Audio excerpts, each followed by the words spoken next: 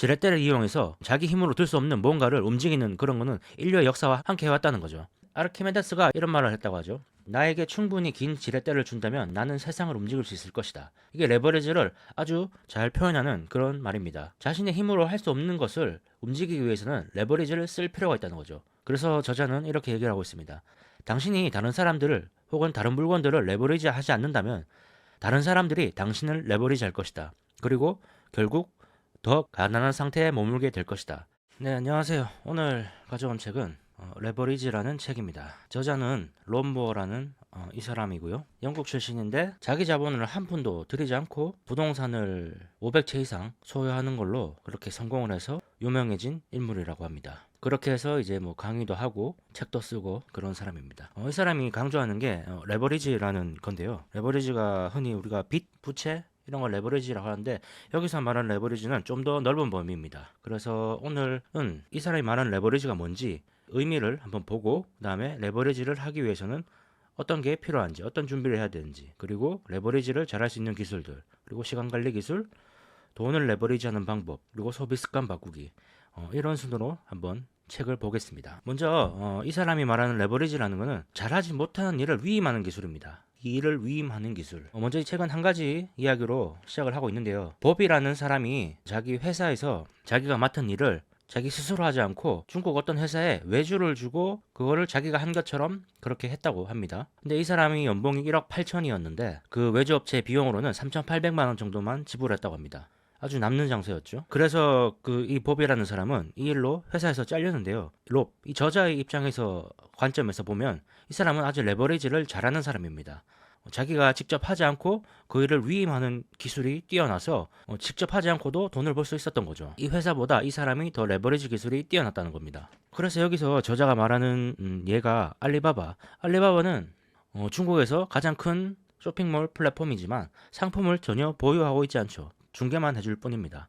페이스북은 전 세계에서 가장 큰 컨텐츠를 판매하는 그런 회사죠. 여러 콘텐츠를 소비하게 하는 그런 회사죠. 근데 콘텐츠를 직접 생산하지 않죠. 우버는 택시 회사이지만 자동차를 소유하고 있지 않습니다.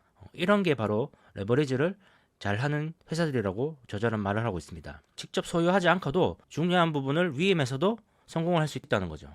또 그리고 시간과 돈은 반비례 한다고 얘기를 하고 있습니다. 우리는 시간을 많이 써서 일을 하면 돈이 따라올 거라고 생각을 하고 있지만 저자는 그렇지 않다고 얘기를 하고 있는 거죠.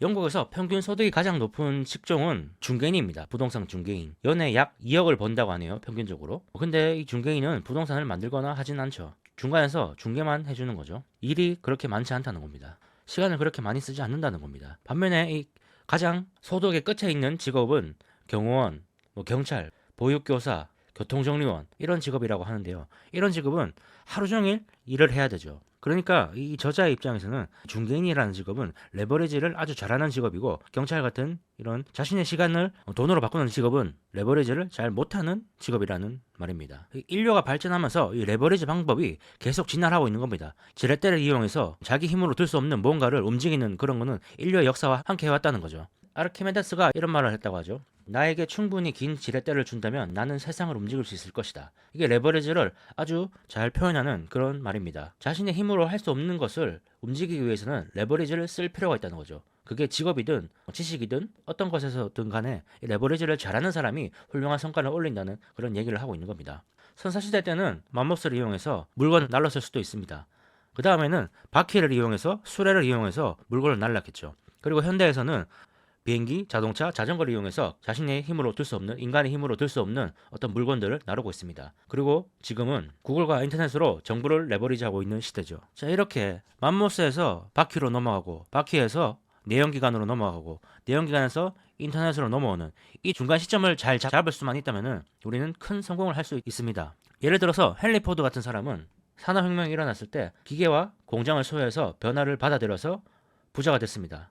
이때 기계를 레버리지하는 방법을 몰랐던 사람은 퇴보할 수밖에 없었겠죠. 책에는 이렇게 나와 있습니다. 사소한 일을 포기하고 당신이 모든 일을 할 수 없다는 사실을 인정하고 그 시간과 열정을 의미 있고 사랑하는 일에 쏟으라. 직접 하는 것이 낭비는 막을 수 있을지 모르지만 시간 낭비는 막을 수 없습니다. 그래서 저자는 이렇게 얘기를 하고 있습니다. 당신이 다른 사람들을 혹은 다른 물건들을 레버리지 하지 않는다면 다른 사람들이 당신을 레버리지 할 것이다.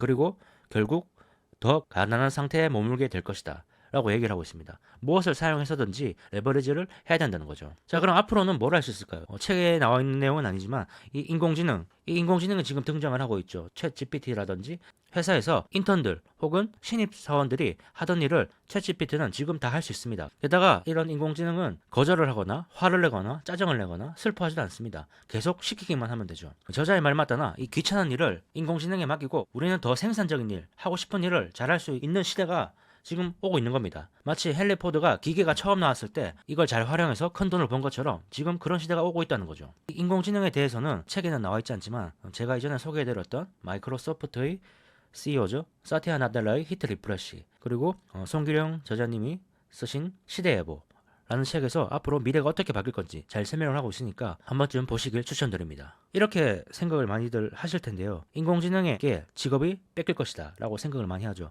하지만 그러지 않을 수도 있습니다. 앞으로는 인공지능을 레버리지 하는 사람에게 인공지능을 레버리지 하지 못하는 사람들이 대체될 겁니다. 결국 인공지능이 문제가 아니라 사람의 문제라는 거죠. 인공지능을 레버리지 할 수 있어야지 앞으로 오래 직업을 유지할 수 있을 겁니다. 자, 그럼 두 번째는 이제 레버리지를 그럼 어떻게 할 것인가? 이 저자는 BBKIK를 기반으로 일을 하라고 얘기를 하고 있습니다. 영어 앞문자를 따서 이렇게 얘기를 하는 건데요. 첫 번째는 가치, 그 다음에 비전, 그 다음에 핵심 결과 영역, 소득 창출 업무, 핵심 성과 지표, 이렇게 5가지를 먼저 정하고 그 다음에 레버리지를 시작하라고 얘기를 하고 있습니다.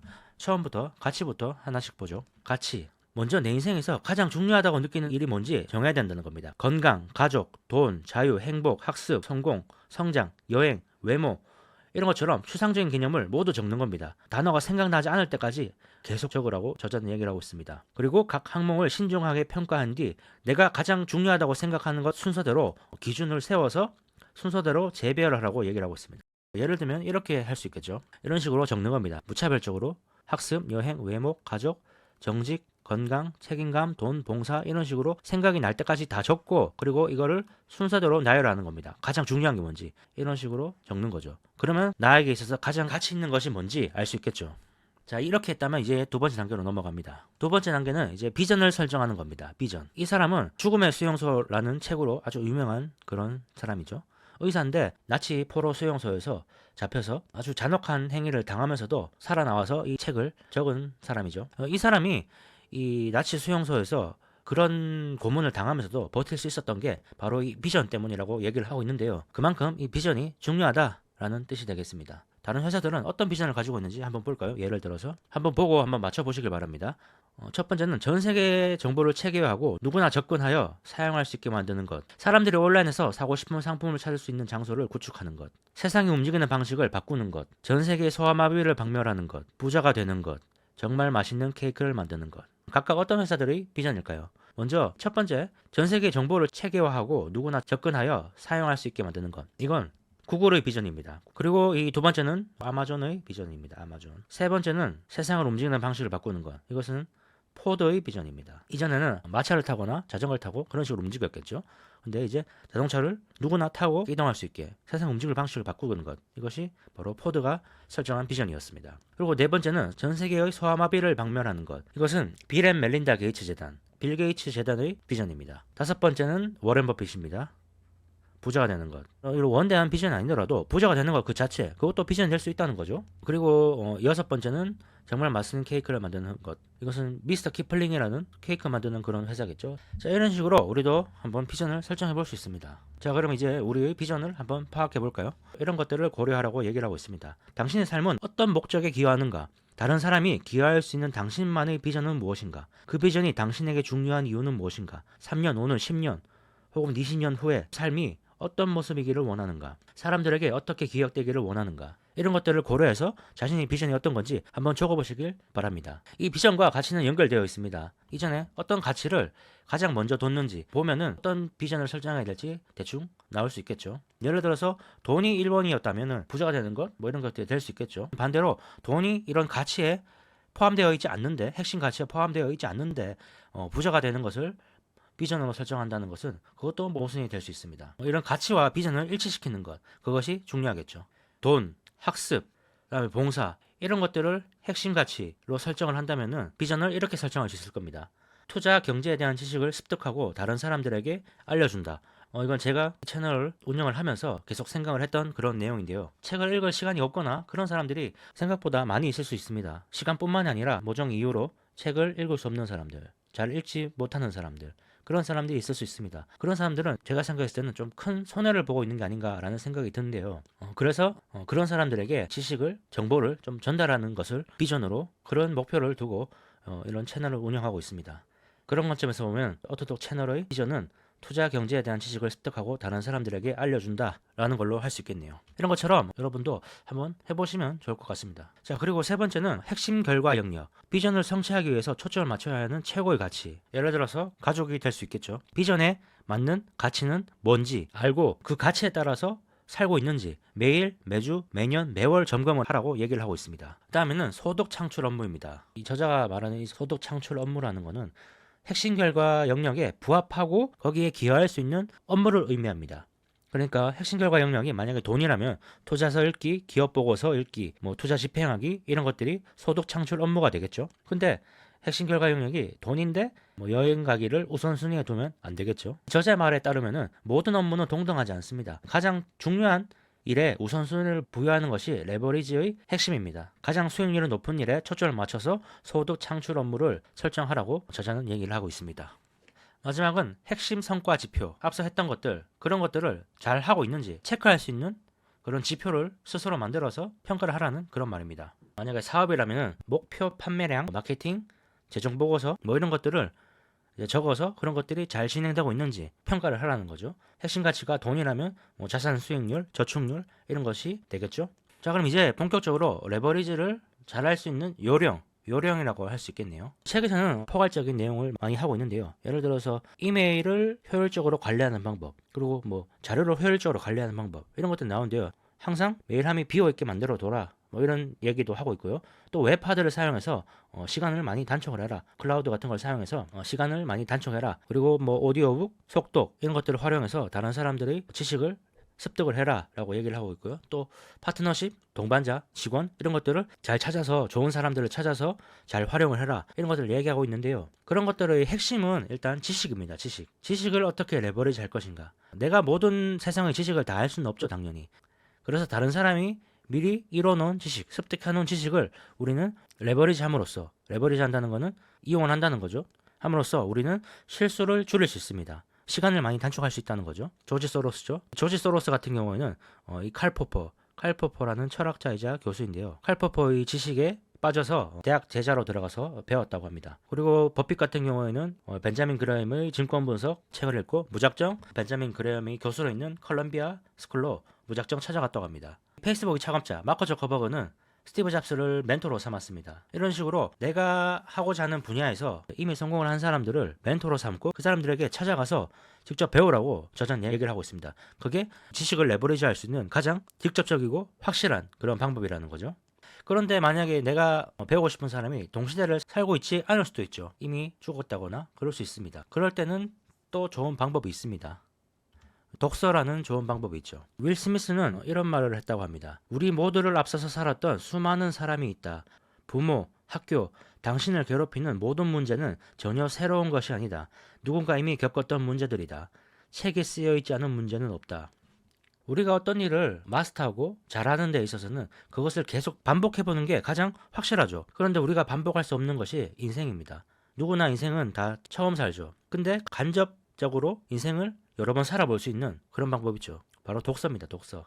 그래서 이 많은 사람들이 어떤 사람의 전기를 읽어라고 계속 얘기를 하고 있는 겁니다. 중요한 건 다른 사람의 인생을 레버리지 하라는 겁니다. 이 저자의 말은 인생을 먼저 살았던 어떤 사람이 어떤 실수, 어떤 성공을 거뒀는지 그것을 책으로, 독서로 보면서 우리는 실수를 줄일 수 있다는 거죠.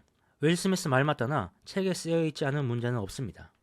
그러면서 저자는 오디오북이라든지 이런 것도 레버리지 할 수 있는 좋은 수단이라고 얘기를 하고 있습니다. 책보다는 어쨌든 시간이 적게 되니까 말이죠. 경우에 따라서는 한 책을 쓰는데 평생이 걸리기도 하죠. 한 책을 쓰는데 그렇게까지는 안 들더라도 3년이 걸리기도 하고 4년이 걸리기도 하고 그렇게 해서 인생의 많은 부분을 들여서 이 책을 한 권을 씁니다. 사람들이. 그리고 저는 그 책을 읽고 1주에서 2주 정도에 걸쳐서 이런 오디오북 형태로 다시 생산을 하죠. 1시간 내외의 영상을 만들어서 이렇게 여러분들에게 소개를 해드리고 있죠. 그러면은 많은 시간이 줄일 수 있겠죠. 그런 점에서 여러분들도 제 채널을 레버리지 하시면 좋을 것 같습니다. 많은 시간을 절약하실 수 있겠죠. 지식을 레버리지 하는 게 가장 중요하지만 그에 못지않게 중요한 게 바로 또 시간입니다. 시간 관리 기술. 저자는 이 시간을 총 3가지로 분류를 하고 있습니다. 첫 번째는 낭비된 시간입니다. 낭비된 시간. 쓸데없는 일에 까먹는 시간은 모두 낭비된 시간이죠. 저자는 이 낭비된 시간을 철저히 배제해라고 얘기를 하고 있습니다. 예를 들어서 쇼츠를 보는 시간, 이런 것들이 대표적으로 낭비된 시간이 될 수 있겠죠. 쇼츠 같은 거는 한번 보기 시작하면은 시간이 금방금방 가죠. 그런 거 보고 나면 아주 허무합니다. 그리고 두 번째는 소비된 시간입니다. 소비된 시간. 소비된 시간은 지속적으로 이익을 창출하지 못하는 시간입니다. 대표적으로 시급제로 일하는 것, 시간을 돈으로 교환하는 일, 내가 몸을 써서 그 대가로 돈을 받는 일, 그런 것들은 지속적으로 이익을 창출하지 못하죠. 또 돈을 벌기 위해서는 또 시간을 써야 되기 때문에 한번 돈이 일시적으로 들어오고 없어져 버리는 그런 시간입니다. 저자의 말에 따르면 이 성공하지 못하는 사람들은 대부분 시간을 이 소비된 시간에 사용을 한다고 얘기를 하고 있습니다. 그리고 마지막 제일 중요하다고 얘기하는 게 바로 투자된 시간입니다. 투자된 시간은 업무가 완료된 이후에도 오랫동안 수익을 올리거나 레버리지 효과를 제공하는 그런 시간입니다. 부동산을 사거나 부동산을 사는 공부, 투자에 대한 공부, 이런 것들이 대표적으로 투자된 시간입니다. 지식을 쌓는 것도 마찬가지가 되겠죠. 근데 여기서 제가 한 가지 말씀드리고 싶어는 책에는 나오지 않지만 이 우리가 투자된 시간에만 일을 쓸 수 있다면 이상적이겠지만 사실 현실적으로 어려운 경우가 많습니다. 왜 그런가 하면 이 투자된 시간은 즉각적으로 보상을 해주지 않기 때문입니다. 보통 지금 투자를 하면은 시간을 투자하면은 뭐 1년, 2년 언제 그 리턴이 돌아올지 모르는 시간도 많습니다. 그렇기 때문에 우리는 시급제로 하는 일, 이 일을 병행하면서 투자된 시간에 같이 투자를 할 수밖에 없는, 이 두 시간에 동시에 투자를 할 수밖에 없는 그런 상황이 사실 현실적일 겁니다. 그렇다면 우리가 해야 될 일은 그거겠죠.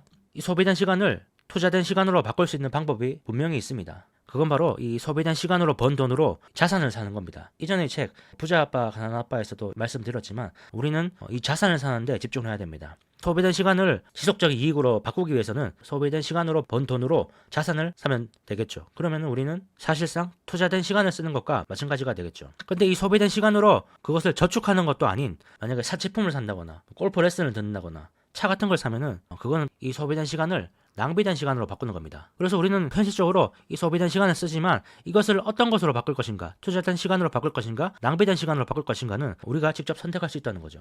중요한 거는 자산을 사는 겁니다. 자산. 그리고 이 투자된 시간에서 이 지식도 사실 투자된 시간에 포함이 됩니다. 만약에 내가 책을 읽었다 그러면 시간이 투자된 거라고 볼 수 있다는 건데요. 모건하우저의 불변의 법칙에서도 지식에는 2가지 지식이 있다고 나와 있었는데요. 그 2가지가 바로 일회성 지식과 영속성 지식입니다. 이 모든 지식은 이 2가지로 나눌 수 있는데요. 예를 들어서 이런 게 되겠죠. 오늘 주가 지수가 왜 빠졌는가에 대한 답은 일회성 지식일 겁니다.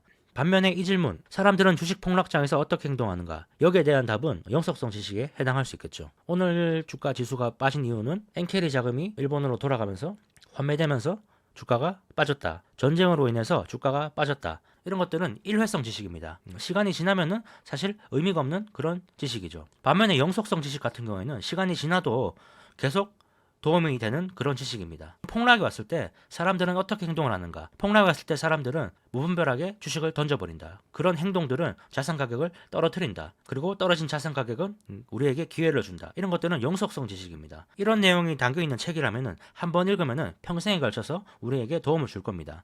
그렇다고 영속성 지식이 일회성 지식보다 더 우월하다. 이런 말을 하는 건 아닙니다. 우리는 이 2가지 지식을 고루 섭취를 해야 되지만 레버리지 관점에서 보면 영속성 지식을 습득하는 게 중요하다 정도로 보시면 되겠죠. 자, 소비되는 시간, 투자된 시간, 시간의 관점에서 어떤 일이 소비되는 것, 어떤 것이 투자되는 것인가 봤고 그 다음에 지식도 잠깐 살펴봤습니다. 그리고 책에 나와 있는 내용은 아니지만 한 번에 소비되고 없어지는 것, 그리고 계속적으로 이익을 주는 것, 이 관점에서 부가가치도 볼 수 있을 것 같아서 거기에 대한 내용도 잠깐 얘기를 해보겠습니다. 예를 들어서 이 소니의 카메라는 한 번 팔고 나면 어떤 부가가치가 생기죠? 한 번 팔고 나면 부가가치가 전혀 없죠. 소니 카메라 같은 경우에는 삼성의 냉장고, 에어컨 이런 것들이 한 번 팔고 나면 어떤 부가가치를 만들어낼까요? 부가가치를 만들어내지 못하죠. 지속적으로. 반면에 이 애플의 아이폰, 이 아이폰 같은 경우는 한 번 팔고 나서도 계속 부가가치를 생산합니다. 아이폰의 앱스토어에서 발생하는 수수료, 그리고 그 생태계 안에서 사람들이 만들어내는 데이터, 이런 것들이 애플에게 지속적인 수익을 주죠. 부가가치가 그만큼 뛰어나다는 겁니다. 엔비디아의 지포스 그래픽카드, 이 그래픽카드는 얼핏 보면은 한 번 팔고 끝인 것처럼 보이지만 사실 이 쿠다라는 코딩 플랫폼, 사람들이 이 엔비디아 그래픽카드를 사용해서 코딩을 하면은 그 쿠다에 데이터가 쌓이게 됩니다. 그 데이터는 많은 사람들로 하여금 경제적 해자로 작용을 합니다. 처음에 사람들은 이 엔비디아의 그래픽카드만을 사용하기 위해서 엔비디아 제품을 샀지만 이제는 그 그래픽카드로 만들어낸 데이터가 더 많아졌기 때문에 엔비디아 그래픽카드를 쓰기 싫어도 그 쿠다에 있는 그 데이터들을 사용하기 위해서 엔비디아 그래픽카드를 사용할 수밖에 없는 그런 상황이 된다는 거죠. 시간이 지나면 따라. 그러면 이 엔비디아의 그래픽 카드는 팔고 나서도 계속적으로 부가가치를 만들어내는 그런 제품이라고 볼 수 있습니다. 그리고 또 테슬라 같은 경우는 어떨까요? 테슬라 같은 경우에는 지금 뭐 FSD라든지 이런 것들은 제외를 하더라도 테슬라가 주행 데이터를 계속 축적을 하고 있죠. 자율주행을 위한 주행 데이터를 계속 축적을 하고 있습니다. 현대차가 이 주행 데이터를 축적하고 있는지는 잘 모르겠지만 테슬라 같은 경우에는 이 차를 한 대 팔고 나서 끝나는 것이 아니라 거기서 발생되는 주행 데이터 그런 것들을 수집하고 있기 때문에 팔고 그 차가 돌아다니기만 해도 테슬라에게는 이득인 부가가치가 추가적으로 발생하는 그런 상황이 생깁니다. 이런 부가가치 관점, 지속적으로 이익을 발생하는가 아닌가에 따라서도 그 기업의 가치를 결정하는 중요한 핵심 요소다라고 생각이 드네요. 그리고 그런 기업들은 대부분 미국에 많이 있다는 것. 그게 바로 한국 시장과 미국 시장의 어떤 근본적인 차이가 아닌가, 밸류에이션이 차이가 나는 그런 이유가 아닌가라는 생각이 듭니다. 그런 회사가 얼마만큼 많이 있느냐가 그 나라의 경쟁력이 아닐까 하고 생각을 해봅니다. 그래서 우리는 결국 이런 부가가치를 많이 생산하는 기업들을 많이 만들어야 되고 나라 입장에서는 뭐 우리가 나라 입장까지 생각해 줄 건 아니니까 우리는 이런 회사에 투자를 많이 하면 되겠죠. 투자자 입장에서 말이죠. 다음 내용은 이 돈을 레버리지하는 방법입니다. 돈을 레버리지하는 방법. 책에는 이렇게 나와 있습니다. 당신의 돈을 위해 열심히 일할 수도 있고 돈이 당신을 위해 열심히 일할 수도 있다. 레버리지 하거나 레버리지 당하거나.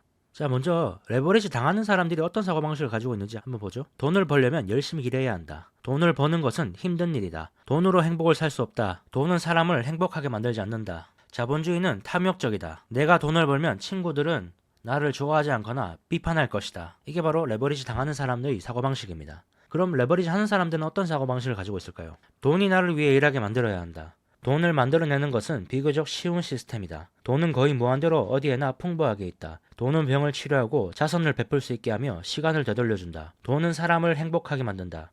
진정한 친구라면 더불어 성장할 것이고 아니면 떠나도 상관없다. 이 차이가 어디서 많이 본 그런 내용이죠. 이전에 소개해드렸던 부자 아빠 가난한 아빠에 나온 내용과 거의 유사합니다. 이 레버리지 당한 사람의 사고는 가난한 아빠의 사고방식입니다. 그리고 레버리지 하는 사람의 사고는 부자 아빠의 사고방식이다. 우리는 성장하면서 돈이 악하다, 돈은 나쁘다, 돈을 추구하는 것은 나쁜 짓이다, 욕심쟁이다 이런 사고를 주입받으면서 자라죠. 하지만 그것은 사실이 아닙니다. 이전 책에서도 말씀드렸지만 이전 책 부자 아빠 가난한 아빠의 저자 로버트 키요사키는 돈이 없는 게 만학의 근원이라고 얘기를 했습니다. 또 유럽의 워렌 버핏이라고 불리는 앙드레 코스톨라니는 왜 돈으로 생긴 부정적인 문제를 모두 돈이 책임져야 하는가? 문제는 돈이 아니라 사람이라는 거죠. 돈 자체는 아무 문제도 아무 악의도 없다는 그런 말입니다. 욕심을 내서 탐욕적이 되라 그런 의미가 아니라 이런 사실들을 인정해야 된다는 거죠. 이런 사실들을 인정하지 않으면은 우리는 결국 돈에 지배당해서 돈의 노예로 일하거나 다른 사람의 노예, 이 책의 표현에 따르면 다른 사람에게 레버리지 당하는 그런 인생을 살 수밖에 없다는, 그러면은 내 시간을 계속 돈으로 바꿔야 되는 그런 인생을 살 수밖에 없다는 그런 내용입니다. 아주 슬픈 이야기죠. 워렌 버핏이 그런 얘기도 했었죠. 당신이 잠들어 있을 때도 돈이 벌리는 그런 시스템을 만들지 못한다면 당신은 평생 일을 해야 될 것이다. 항상 돈 투자 분야에서 성공한 사람들은 이 사실을 잘 알고 있었다는 거죠. 돈이 나를 위해 일하게 해야 된다. 돈이 더 많이 나를 위해서 일할 수 있는 쪽으로 배치를 하는 사람이 바로 투자자입니다. 예를 들면 예금 1%짜리에서 예금 5%짜리로 자금을 이동하는 것도 투자자가 해야 되는 그런 업무입니다. 사소한 것 같지만 그런 것 하나하나가 레버리지 하는 사람, 레버리지 당하는 사람 이 차이를 만들어낸다는 그런 말이죠. 자, 그럼 어떤 것들을 사용해서 돈을 레버리지 할 수 있을까요? 이런 마인드를 이제 장착했다면 저자가 말하는 레버리지 생산수단입니다. 이런 것들에 돈을 쓰면은 돈이 나를 위해서 일을 한다는 겁니다. 비즈니스, 사업 같은 게 되겠죠. 그리고 매장, 온라인 숍 이런 것들. 그리고 부동산, 주식, 채권. 우리는 여기에 집중을 많이 하겠죠. 그리고 지적재산권, 특허, 라이센스 이런 것들 되겠죠. 연구하는 사람들, 그리고 뭐 가수들, 웹툰 제작자 뭐 이런 사람들은 여기에 집중을 할 수 있겠죠. 창작적인 일을 하는 사람들. 그리고 뭐 실물자산, 귀금속, 예술품 이런 것들도 가치를 저장하는 수단이 될 수 있겠죠. 그리고 또 중요한 게 파트너, 투자자, 동업자 이런 것들도 레버리지 생산수단입니다. 좋은 파트너, 좋은 투자자, 좋은 동업자를 만난다면 그 사람들을 레버리지 함으로써 그 사람들의 돈을 레버리지 함으로써 우리는 더 생산적인 일을 할 수 있습니다. 자, 그리고 이거는 조금 다른 내용일 수도 있는데요. 저자는 돈을 사용하는 6가지 단계도 책에 소개를 하고 있습니다. 이것도 간단하게 잠깐 보고 넘어가겠습니다. 이 저자가 생각하기에 돈을 레버리지 잘하는 사람일수록 밑에 단계로 넘어가게 된다 정도로 보시면 되겠습니다. 그럼 가장 레버리지를 못하는 사람이 바로 이 첫 번째 단계겠죠. 바로 소비입니다. 욕구 소비를 하지 말고 필요 소비를 하라고 얘기를 하고 있습니다. 소비를 통제하라는 그런 내용은 모든 투자에 대한 구루들이 계속 반복해서 얘기하는 그런 내용이죠. 욕구 소비는 사람을 가난하게 만듭니다. 부자는 소득을 생산적인 상품에 소비를 하고 가난한 사람들은 그렇지 않다는 거죠. 부자들은 시간과 자본을 보존하고 수익금은 자본 증식을 위해서만 사용합니다. 욕구 소비를 줄이는 것에 벗어나게 되면 이제 저축을 할 단계입니다. 돈 관리의 첫 번째 단계는 저축입니다. 찰리 먼고옹은 저축도 할 줄 모르는 사람은 도와줄 수 없다라고 얘기를 했습니다. 그렇지만 이 저자의 말에 따르면 저축만으로는 부자가 될 수 없다고 얘기를 하고 있습니다. 오직 저축만 한다면 문제가 된다는 그런 말이겠죠. 저축은 이 투자를 하기 위한 자금을 만드는 용도다 그런 말입니다. 세 번째 단계가 이제 바로 투자입니다. 투자란 오늘 소비되는 재화가 아니라 부를 창출하기 위해 미래에 사용될 재화를 구매하는 것을 투자라고 저자는 정의를 하고 있습니다. 더 높은 가격으로 평가되어 판매될 것이라는 예측을 가지고 구매하는 자산이죠. 이전에 말했던 부동산, 주식, 채권, 그리고 실물 자산, 금 같은 게 되겠죠. 귀금속, 예술품 이런 것들이 투자의 대상이 될 수 있습니다. 네 번째는 투기입니다. 투자 다음 단계가 이 투기라고 얘기를 하고 있는데요. 저자는 이 투자보다 투기가 더 우월하기 때문에 더 큰 보상을 주기 때문에 투자를 먼저 잘 하면은 이제 투기도 잘할 수 있다. 이런 식으로 얘기를 하고 있는데요. 개인적으로 동의는 되지 않지만 어쨌든 이 저자는 투기를 그런 식으로 보고 있습니다. 그래서 리스크를 줄이는 방법을 배우고 투기도 하라고 그렇게 얘기를 하고 있습니다. 저자의 말이 그렇다라는 정도로 보시면 되겠습니다. 그리고 다섯 번째는 보험입니다. 보험. 이제 어느 정도 돈을 레버리지 하는 단계라면 일정 부분은 보험을 들어야 된다는 거죠. 이 보험이 어떤 건지, 진짜로 우리가 생각하는 그 보험인지 아니면 안전자산을 사라는 건지 거기에 대해서는 책에 나와 있지가 않습니다. 다만 이제 돈을 많이 벌면 사기치려는 사람들이 꼬이기 때문에 그 돈을 잘 관리해야 된다라는 정도로 얘기를 하고 있습니다. 그리고 마지막 단계는 기부입니다. 위의 5가지 단계를 잘 해냈다면 이제 기부할 여유가 생겼을 거라는 거죠. 부를 어느 정도 환원하지 않으면 사회 균형이 무너진다고 저자는 말을 하고 있습니다. 그리고 이 소비를 통제하는 방법, 여기에 대해서도 추가적으로 책에 나와 있습니다. 어떻게 이 욕구 소비를 줄일 수 있을지, 멘탈 관리 방법 정도라고 보시면 되겠네요. 어떤 소비를 하고 싶을 때 이런 3가지 단계를 거쳐보라고 얘기를 하고 있는 거죠. 첫 번째 단계는 물건을 사기 전에 스스로에게 이런 질문을 해보는 겁니다. 이 물건 없이 살 수 없는가? 꼭 필요한 물건이거나 높은 가치가 있는 물건인가? 단지 허영심을 만족시키기 위한 물건인가? 명확한 답을 할 수 없다면 사지 말라고 얘기를 하고 있습니다. 자, 두 번째 단계. 첫 번째 단계에서 질문에 통과를 했다면 이 두 번째 단계를 거치라는 거죠. 두 번째 단계는 되팔 때 손해가 큰가? 시계, 보석, 미술품, 골동품처럼 가치가 상승하는 물건을 사는 거라면 그래도 나름 투자라고 할 수 있겠죠. 그렇지만 어떤 스피커, 자동차 이런 것들은 가치가 상승하는 경우가 거의 없습니다. 그래도 사고 싶다면 중고를 사라고 그렇게 저자는 충고를 하고 있습니다. 자, 그리고 세 번째 단계. 이 물건을 샀을 때 발생한 기회비용은 얼마인가? 저자는 이렇게 얘기를 하고 있습니다.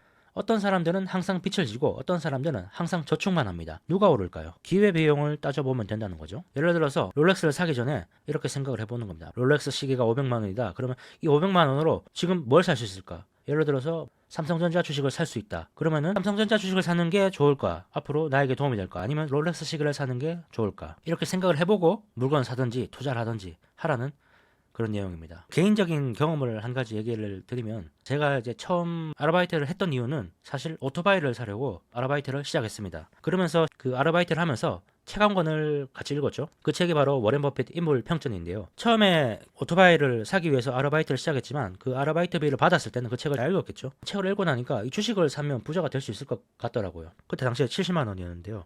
이 70만 원으로 오토바이를 사는 게 맞을까 과연? 주식을 사는 게 맞을까? 그래서 그때 저는 오토바이를 사지 않고 아직도 기억이 나는데 기아차 주식을 그때 샀었습니다. 얼마 안 되는 돈이지만 아마 그 순간이 앞으로 뭔가 결정할 때 계속 그런 기회비용 관점으로 생각을 하는 데 큰 도움이 됐습니다. 저는 아무래도 이 주식을 많이 하다 보니까 뭔가를 살 때 이 돈으로 차라리 엔비디아 주식을 사면, 테슬라 주식을 사면 지금은 이걸 하나 살 돈이지만 몇 년 후에는 이걸 10개 살 돈이 될 수도 있는데 지금 이 물건을 사는 게 맞나? 이런 생각을 항상 하게 되더라고요. 그러면 소비를 좀 줄일 수 있겠죠. 소비를 투자로 바꿀 수 있는 겁니다. 그래서 소비를 많이 해서 힘드시다 그러면 항상 그런 관점에서 조금 보시면 도움이 되지 않을까라는 생각이 드네요. 잠깐 개인적인 이야기를 했습니다. 그리고 이렇게 책은 끝이 납니다. 이 책의 핵심은 그냥 레버리지를 하라는 겁니다. 시간을 효율적으로 사용하고 위임할 수 있는 것은 위임하고 그리고 지속적인 이익을 창출할 수 있는 그런 것에 시간을 쓰고 그런 것에 돈을 쓰라는 것. 그게 이 책의 핵심 내용입니다. 근데 이 책이 심리, 경영, 마케팅, 리더십 뭐 이런 모든 내용을 조금씩 다 넣은 느낌입니다. 예를 들어서 감정을 컨트롤하는 부분 이런 것에 대해서도 책에서는 다루고 있는데 그런 충고를 하고 있습니다. 저자는 무기력, 좌절, 혼란, 중독 같은 것은 피해야 한다. 또 시간 관리 방법 같은 경우에는 다이어리를 사용해서 스케줄을 적으라. 생산적인 시간이 언제인지 알아라. 다른 업무와 병행하지 말고 집중하라.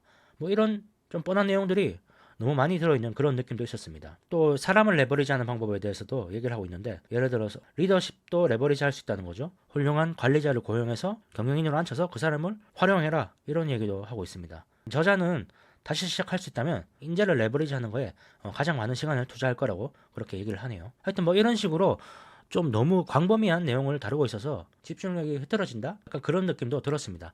근데 그런 것들을 배제하고 핵심만 보자면 결국 이거죠. 레버리지 하라는 거죠. 잘할 수 있는 일을 하고 잘하지 못하는 것은 위임하라는 그런 내용입니다.